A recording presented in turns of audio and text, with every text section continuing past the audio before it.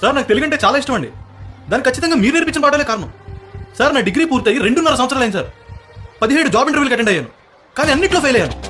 Sir నాకు 10th లో 91%, ఇంటర్మీడియట్లో 85%, మళ్ళీ డిగ్రీలో 91%. కానీ 17 కంపెనీలను రిజెక్ట్ చేయడానికి కారణం ఏంటో తెలుసా సార్? వాళ్ళు అడిగిన ప్రశ్నలకి నేను తెలుగులో సమాధానం చెప్పడం. మనం ప్రేమించే ఈ భాష మన బ్రతుకు తెరువుకు ఉపయోగపడినప్పుడు దీన్ని నేర్చుకోవాల్సిన అవసరం ఏముంది సార్? సార్ రాష్ట్రం మొత్తానికి తెలుగు నవలలు ప్రచురించి అందించే ఒక ఫేమస్ పబ్లిషింగ్ సొసైటీ. వాళ్ళు అడిగిన ప్రశ్నలకి నేను తెలుగులో సమాధానం చెప్పానని, కేవలం తెలుగులో సమాధానం చెప్పానని నన్ను రిజెక్ట్ చేశారు సార్. తెలుగుతో వ్యాపారం చేసుకునే వాళ్ళకే లేని రెస్పెక్ట్ మనకెందుకు ఉండాలి సార్?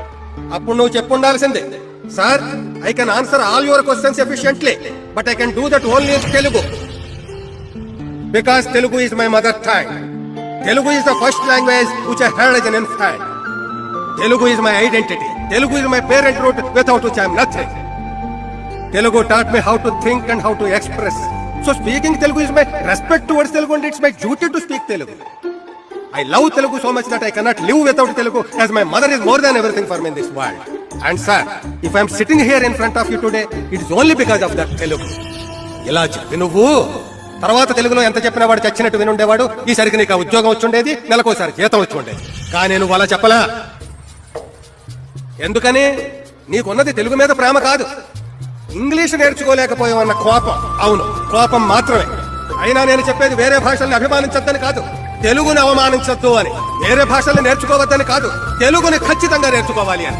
వేళ యావత్ ప్రపంచాన్ని శాసిస్తున్న గూగుల్ కూడా వేల భాషల్లో సమాచారాన్ని అందిస్తుంది, ఒక్క ఇంగ్లీష్ లోనో స్పానిష్ లోనో కాదు. ఎందుకంటే గూగుల్ కూడా తెలుసు ఇంగ్లీష్ అనేక భాషల్లో ఒకటే, కానీ అనేక భాషలకు ఒక్కటే కాదు అని.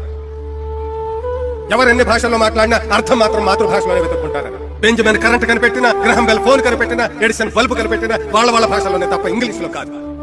నువ్వే భాషలో బతికినా తప్పులేదు, నీ భాషను బతికించుకోకపోవడం తప్పు. ఒక మొక్క ఎదగాలంటే ఎన్ని ఎరువులున్నా వేళ్లు ఉండాల్సిందే, ఏ ఎరువైనా వేళ్ల ద్వారా మొక్క కిందించాల్సిందే. ఇది అంతే. నువ్వే భాషలో పట్టు సాధించాలన్నా నీకు మూలాలు నేర్పేది నీ మాతృభాష. తెలుగు గడ్డ మీద పుట్టి పెరిగి తెలుగు కనీసం చదవడం రాయడం రాని ఎవడైనా సరే తల్లి పాలు తాగలేనంత దురదృష్టవంతుడికి సమానం.